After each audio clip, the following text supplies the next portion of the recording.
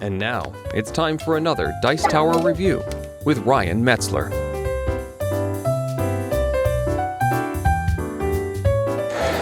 Hey everybody, it's Ryan Metzler here again, and today we're going to take a look at a game that is very unique. I mean, it's a CCG, or CCG style-driven game, and it's called Serpents Tongue. Now, this game is unique because they've developed their own language. And in this game, you're actually going to have to speak the language, you're going to have to know it well, you're going to have to know hand symbols and all types of different stuff in order to cast your spells, which you're using to either fight your opponent or to fight a scenario where you're trying to, of course, beat the scenario with your partner or solo in order to win the game. So real quick, why don't we take a really quick look at what comes inside of this, and I'll give you a brief overview of play. I can't really cover all of the different aspects of the game because it's far too involved. They've created an entire universe here with different types of spells and languages, of course. It's very detailed, so a lot of work into this, but we'll see how the game plays, and then we'll come back here and we'll get my final opinions of Serpents Tongue. So here you can see most of the components that are going to be used in the PvP version of Serpents Tongue. Now there's far too much to this game, as is kind of a collectible card game to go over in one video, but I'm going to cover some of the basics and give you an idea of what the game's about. So each player is going to have one of these really nice booklets. These are the codex or codices for each of the players.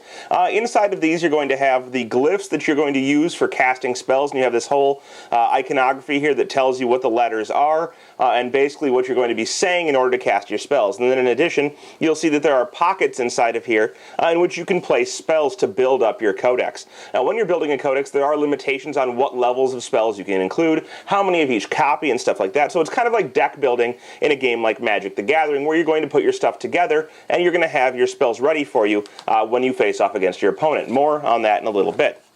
So each player is going to have their own codex that they've prepared in advance, and then you're going to have one of these trackers right here. These trackers are going to keep track of your resonance, your harmony, and your essence. Essence is your life force, and you'll start the game with 10, and you'll see this wheel rotates to either go up or down in your essence. You're going to have harmony, which is basically how attuned you are with everything that's going on. Positive harmony is good, while negative harmony is discord, and bad things can happen, such as causing you to lose life, or good things can happen, causing you to gain resonance. And then resonance is kind of like mana in something like Magic the Gathering. It's going to be how much energy you have to cast spells, and you'll keep track of that on here, each player with their own. You're also going to start the game with 3 willpower, which are these little tokens. These will can be discarded to give you like a conversion to different types of energy, be it resonance or be it essence to gain some, or you can use them to level up your character if you're playing in a PvE situation, or for various other things you can discard them, kind of like to power up your spells during the course of gameplay in order to make your things a little bit better. You're also going to start with a focus gem, which is something you're going to place onto a spell that you're focusing on to maintain it, and if your focus gets disrupted, this gem gets removed from it, and you lose the spell. Finally, you're going to have a D10 that will be used for certain random events in the game, and now why don't we just talk a little bit about how the game plays. So the first thing we want to look at is what a spell looks like in one of these books. So I'm going to pull out a level 1 spell and just kind of show you the breakdown of a spell here. So let me pull out Beast Form. So each spell is going to have some type of circle that it's in terms of like what its ability is based on. So that's going to be up here in the left-hand corner. And then on the right-hand corner, it's going to tell you what type of spell it is. This one is an enhancement. Now there are going to be attacks and defensive spells and curses and all types of different things you can play, but they're all going to be indicated up here at the top. The spell is called Beast Form, and then along the left side here, we have all types of iconography that's going to be on here telling you various things. So it has a duration, this hourglass, of 3 rounds. So basically when you cast this, it's going to last the round it comes into play, and then 2 more rounds after that. It has down here that it costs 4 to play, the -4 on here. That means you have to have 4 resonance on your tracker here in order to play this spell out, and you would move it down accordingly. And then here it's going to tell you a lot of the same information. This is a duration, 3, it's a free action, and it's a shape shift. So you can see that's all on this card right here. Then underneath that, it has even more information. So for example, it says it's an active cellular enhancement on the bearer is required to cast and sustain this spell. Well, what's that? What's an active cellular enhancement? There are other spells, for example, in your book here that I'll show you. Like we could have cellular augmentation. Let's pull this one out. Cellular augmentation is a cellular right here, and it's an enhancement. So if I had one of these on my player, I could then cast Beast Form in order to use that spell. And I would need to have something that's a cellular augmentation in order to do this. Underneath that, it's going to tell you what the spell does. It says the bearer may not apply or sustain focus. Once per round, as a free action, the bearer may deal 1 physical damage to an opponent. So this basically just allows you to do a damage once a round, once you have it, to your opponent. And then underneath that, it's going to have even more information. It says, each round, the bearer may pay 3 of their resonance to add +1 damage to that round. So it's going to be able to do 2 if you pay extra. And then it has some flavor text at the bottom. But the really interesting thing about this game is not how the spells work. I mean, that's pretty basic in terms of CCG spellcasting type games. It's how you cast the spells. And this game is really unique in that aspect, in that they've developed their own language. You'll see down here this same glyph that I showed you in the front of your codex. It's right here, with all of the letters of this language and this alphabet that they've developed in the game. So you're going to look at it, and it's going to tell you how to cast this spell. It tells you the letters are E, K, I. So that's the letters for the spell, E, K, I. And it shows you on here the glyphs that you're going to be using to cast that. And you can name the letters. Each letter has its own sound, but it also has its own name. And for level 1 spells, you're actually going to say the name of the letters. So we'll go ahead and look in our codex and see what that looks like. So when I look at my codex here, I can see that we have E, K, I. And I would look over here and find the corresponding letters here. So E, Esh. K is going to be over here. That's key. And then I'm going to look over at the last one, starting with the circle and ending on the line, is. Now, when I'm holding this, I'm going to be looking at it. I'm going to be looking at the side that I've been showing you. And my opponent, or if we're playing as a team, my partner is going to be looking at the back here. And so I'm going to say, Esh key is. And if I say it right, I'm going to cast the spell successfully. My opponent or partner is going to say Alum. If I cast it wrong, they're going to say Kotuk. I won't cast it. I'll put it back in my codex. And essentially, I lost my ability to cast for that round. I'll also lose a harmony, and my opponents will gain a resonance. So it's kind of bad to misspell or miscast, but you don't lose your turn, basically. So you're going to cast this, and if you cast it successfully, it'll come out. You have to pay all of the requirements, the resonance, and any previously existing components you needed, and it'll come out and be effective for the rest of the round. Now, you'll note that there's a hand signal on here. This is for more advanced players. This is the hand signal for this circle of the basic powers. So if you want to be more advanced, you can cast and have to make this hand signal with your hand while you cast it. And you'll have to show that to your opponent while you're casting in order to have a successful casting.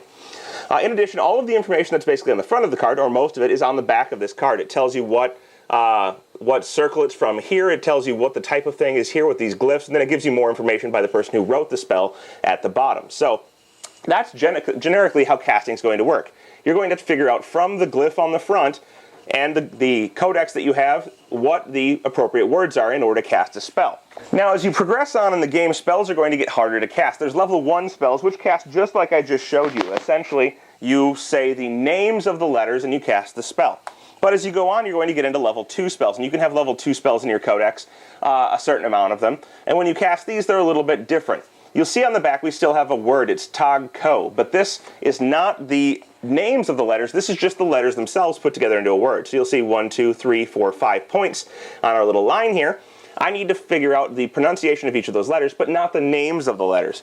So we'd go and we'd look, and we'd see Ta, Av. We'd go down here to Ghoul, but I'm not saying all of those things. It's T-A-G, so it's going to be Tog Ko, and I'm trying to figure out how to say that instead of saying each of the individual letters when I cast this. And you'll see that the letter names are not here this time. You just have glyphs, so you don't get to see what the letters are because that would give you the exact spelling and exact way to pronounce it. So, a little bit harder when you get to those. When you get to level 3 spells, which are going to be even higher, of course, you're going to be looking at this, and you're going to see here that you have just the glyphs, and then even the image of the codex in the back is starting to fade out. So it's a little bit harder to see there. And then on the back, you're going to have the spelling in this form. So you're going to look at it, and you're going to try and figure out whether you're supposed to be saying the letters, the names of the letters, or if you're trying to say the actual spelling of the word itself. When you get to level 4 spells, it gets even more difficult because they're no longer showing you the lines connecting the actual symbology or symbolism here on the board or on the codex. So you're looking at it and you don't even have that anymore. All you have is glyph pictures. And these glyph pictures match up, of course, to the letters that are here inside of your codex so that you can try and figure it out. So when you become really advanced in this language, you can do it just from these glyphs and cast the most powerful spells. And it's something that looks like this, with the hand symbol, of course, and they even have movements that go with this. This is the attack movement that I'm going to have to do. You'll see, hold up your hand and make that movement in order to cast this spell. So it gets more and more complicated as you go on in the game. So to actually play the game, everyone will have their codex built already. They'll have all their spells. And at the beginning of a round, you're going to roll a die. This is part of the initiative phase. Initiative always goes to whoever has the most harmony. If there's a tie for harmony, it goes to whoever has the most resonance. And harmony is going to come along in certain situations. You'll gain it from round to round. In addition, there are certain things that can give you harmony or take them away.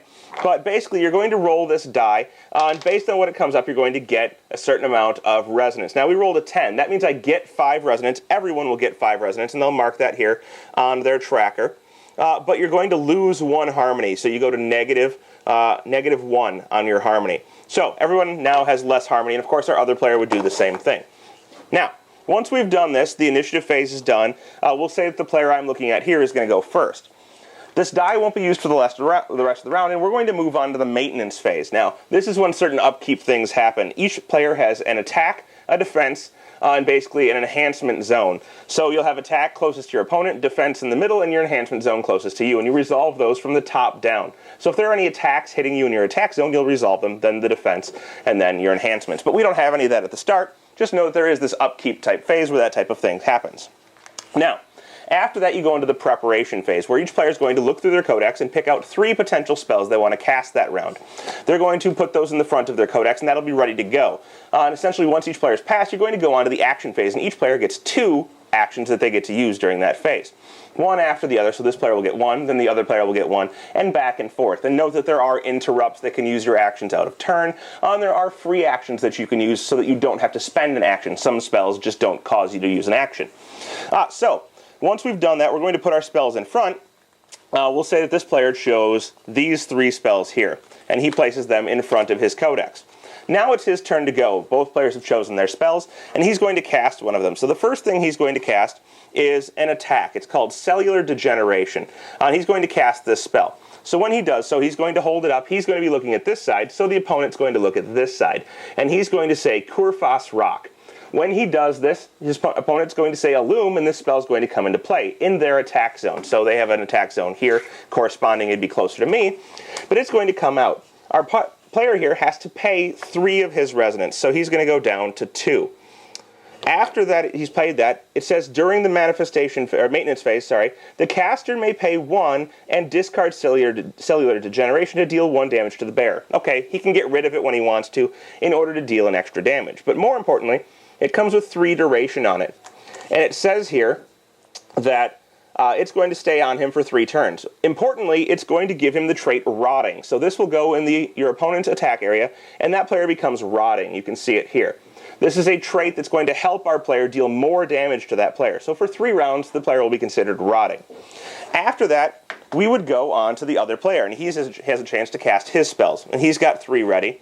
He has a counter spell ready just in case he really doesn't like something our player plays. He has Acidic Matter and Pillar of Earth. Now, Acidic Matter requires components, so he needs to play a component first, and that's this Pillar of Earth. When he does so, he's going to hold it up, and he's going to say Par Dal Zo. If we're playing with the hand signals, he would hold his hand signal up, but at the beginning you're not going to play with those. So he's going to cast this spell, and it's going to come out. Now, this is a component, and it is a solid. In addition, when we play it, it persists forever, which is basically it stays out until you use it, and it's actually going to generate a resonance for our player here, so he's going to get an extra resonance. It's going to be a creation, and it's a solid creation that is bonded to him, which means he can take it back easier. Additional stuff we're not going to cover, and it's unique to the caster. So it's going to come out, it's going to go into his zones, and it's essentially going to be something that he can keep to use for later when he wants to cast something that requires it. After that, we'll go back to our first player, and he's going to, now that our opponent is Rotting, he's going to cast another spell. He's going to cast Dissolve Tissue as his second action. So he'll hold it up and say Olfas Rock. Our opponent will say Illum, and this card's going to come into play. Now, this is another attack. It actually hits the player, and when you look at it, see, it costs 1 of our resonance. So again, he's going to go down to 1 resonance with only 1 left for the round. When he casts this, it says it does damage of 1. And it's bonded, which means that he can take it back easier later in the game. But it does 1 damage. However, under here it says subtle if the target is Rotting. This means that when he casts this, if our opponent had a shield up and he's Rotting, it's going to avoid the shield. So usually shields would block something like this if they were up. This would allow you to bypass that shield because he's Rotting. So if our player had cast a shield, of course this would go right past it. So this is a good way to kind of avoid shields if you can get these traits onto a player. but instead it's going to deal 1 damage, and that player would go ahead and mark that on their essence that they have taken a damage and are now at 9. Finally, we would go back to our other player. Now this player has nothing on their status board except for they have their Pillar of Earth. Now that they have a Pillar of Earth, they want to cast a spell that requires it. So they're going to go ahead and they're going to look. They have Acidic Matter. And when they cast this, we'll see on here that it has 2 duration, but it requires that they play Discard Matter component. Well, this is a Matter component. So they're going to go ahead and say Dal Vad Av, Illum, and this will come into play. When it does, they have to pay 3 of their resonance, so they'd mark that on their tracker. And it says here that this is an attack. So it's going to hit the opponent, it's going to go into their attack zone, and it says here, duration of 2, discard matter component, and it does, it has a status effect on it. That status effect is that it's going to do 1 damage during each of the upkeeps after that. During the maintenance phase, you're going to deal 1 damage to your opponent. So for 2 turns, they're going to take a damage once per turn. So once they cast this, it'll come into play in their opponent's attack zone. It'll stay there for 2 rounds, removing the duration markers as it deals its damage during the maintenance phase. And essentially it's going to be a way to deal damage over time while having to discard this component. So this will come into play, go into our opponent's attack zone, and stay there and deal its damage. Once we're done with this, essentially that's going to be the end of a round. We're going to go ahead, we're going to put any spells we didn't cast, because you're always allowed to ready 3 spells each round, back into our books. All the spells that we did cast that don't have duration will of course be discarded, and those can be brought back later by doing what's called focusing, where you pay resonance in order to take spells back, and that's based on the level of the spell. So the higher level, the harder they are to take back, unless they're bonded, which becomes cheaper. But basically, you're going to be going back and forth like this, going from round to round, trying to build up harmony or discord in order to get special bonuses. If you get above 7 harmony, you can theoretically roll and get some extra resonance, and if you go below 7 discord, which is negative harmony, you can roll and lose some life. So building that up is going to be a good thing if you can. In addition, you're going to try and balance your resonance and, of course, maintain your essence in order to stay alive longer than your opponent, with the ultimate goal being to destroy them by getting them down to 0 essence. Now, there are additional kind of cooperative scenarios where you have these sheets that have opponents on them that kind of run themselves. And they're going to run themselves based on some colored chips that'll be pulled out of a bag. You'll see that each one of these guys has several different abilities. If you pull a red chip and it has at least 12 essence, it'll do this ability. Whereas if you pull a red chip and it doesn't have 12 essence, it's going to go here, resonance, and it's going to do the lower ability. Whereas if you pull a black chip, and it has 12, it'll do something. Or if it doesn't have 12, it'll do something else. In addition, they're each going to have a certain amount of life. They're going to have how much resonance they get in addition to your resonance when they gain resonance. And they're going to have some special other abilities, whether you pull yellow or green chips, and some charts that are going to happen based on dice rolls in order to keep it fresh. So there's a little bit of randomness to them, but essentially you can cooperate as a team, and they do scale as a team in order to become harder, in order to try and destroy these. The only differences from normal play is that, of course, that monster runs itself by pulling chips out of a bag, and it has a little bit of randomness in it, and you don't have to prepare your spells from your spell book. You're, of course, allowed to choose whatever spell you want in order to try and cooperate with your opponent or your partner. But basically, the spells are going to be attacks or defenses. They're going to be modifications to various other spells and require some of the components you play to the table. And essentially, whoever best manages to use their spell book that they've built at the beginning in order to deal damage to their opponent is going to be the winner. Well, there you have it. That is Serpent's Tongue, a game that I enjoy quite a bit. Now, I didn't show you exactly how many spells this starter set comes with, but this is all of the spells that come with the starter set, not including the ones I already have in my codices. So, a lot of spells, and these are everything from range 1 to range 4 in level with the easy, pronouncing the different names of the words to forming those letters into different words, and then, of course, using hand symbols and having to read the runes, all types of stuff. There's lots of stuff I did not even show you here. There are artifacts that you can use that can be used a certain number of times per game to give you a bonus. There are allies you can summon that have very complex summoning patterns and are basically a whole nother person that can go on your side that has its own resonance and its own casting abilities and stuff like that. There are specialties that you can use it for your character that you can level up throughout the game, either spending your willpower or your resonance to give you special abilities throughout the game to kind of specialize your playstyle. And just more and more stuff that you can add on. Far too much to have showed you all of it, but it's awesome the variety that you have here. It's very complex sometimes to keep track of everything going on, but as with any game, the more you play it, the more you're going to adapt to that, and of course, the better you're going to play, and hopefully the more fun you'll have. And I think that's true in this game. It scales very well. It teaches you very well. The website has a dictionary of all of the different words for the language, and you can actually speak this language. They've gone into that much preparation to figure out how the language forms together, what words you can make with it, and you can adopt it as your own language if you want to learn to speak it. And so you can get that involved in the game, and they have tutorials for you to do that. They have tutorials to go through PvP and through PvE, so it's very well supported. I hope that there's a bigger install base for this, that more people get it. I'd love to play it with people. It's going to stay in my collection because I do enjoy it so much, and I hope to see it adopted by more so that I can play it with others. Thanks so much for watching the Dice Tower videos. Find more great videos and reviews, as well as our top-rated audio podcast at Dicetower.com. You can also find other great shows at DicetowerNetwork.com. I'm Eric Summerer, and you've been watching The Dice Tower. The Dice Tower is sponsored by Cool Stuff Inc., where you can find great games for great prices. Cool stuff in stock. Check them out at CoolStuffInc.com.